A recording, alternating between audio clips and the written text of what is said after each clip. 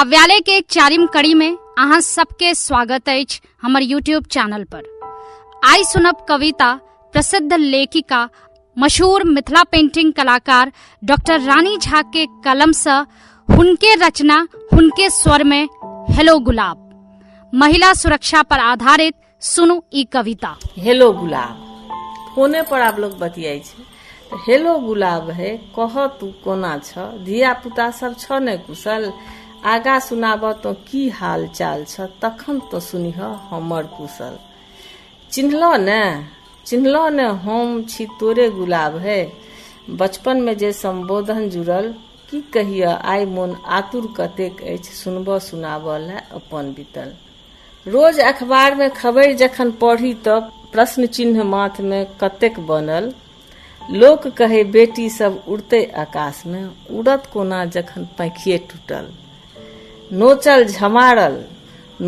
झमारल आ सुनितायल बेटी सब, खबर मुख पृष्ठक रोजे बनल। बेटीक जन्म से डेराव नहीं माय कोना, अस्तित्वे जखन ओकर संकट पड़ल। पहिने तो चिंता दहेजक टा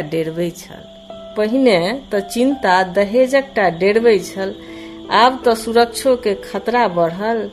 कोड़ो खेलाइत आब बेटी अवंच नहीं, कह समाज छै कते खसल।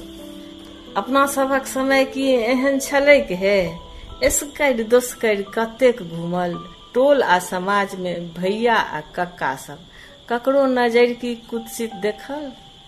कछमच्छी भीतर हैरान करे हमरो, मोन रहे भीतर से हरदम बेकल।